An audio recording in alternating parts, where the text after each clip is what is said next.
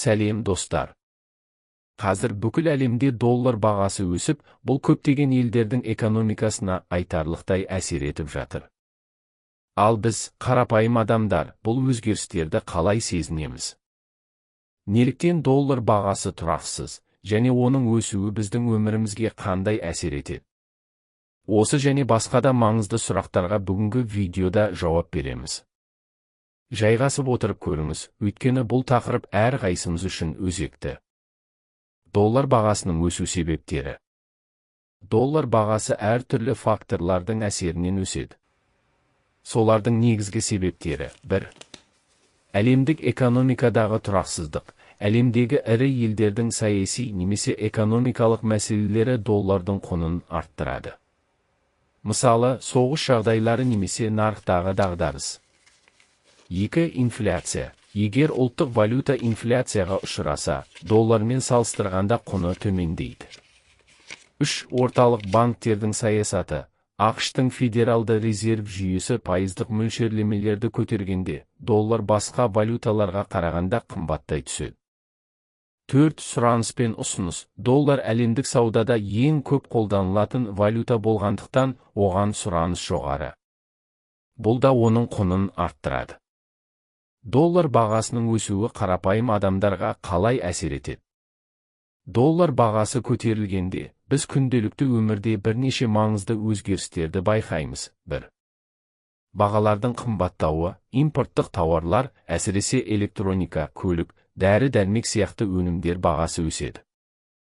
2. Инфляция. Ұлттық валюта құнсызданса, азық-түлік, киім, тұрмыстық техника сияқты негізгі тауарлардың бағасы артады.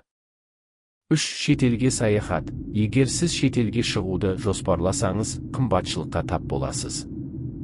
Өйткені валюта айырбастау кезінде доллар бағасы жоғары болады. 4. Жалақы мен жинақ. Жалақы долларға қатысты құнын жоғалтуы мүмкін. Ал банктегі жинақтарыңыз ұлттық валютада болса, олардың да нақты құны төмендейді.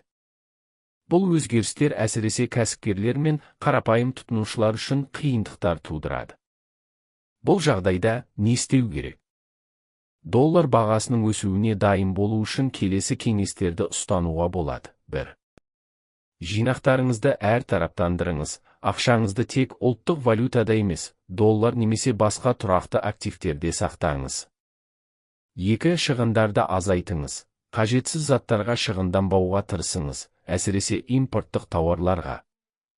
3. Қаржылық білімді арттырыңыз. Валюта бағамының өзгерісін түсіну үшін қаржы туралы көбірек ақпарат алыңыз. Бұл сізге шешім қабылдауда көмектеседі. 4. Жергілікті өнімдерді қолданыңыз. Импорттық тауарларға тәуелділікті азайту үшін отандық өндірісті таңдаңыз.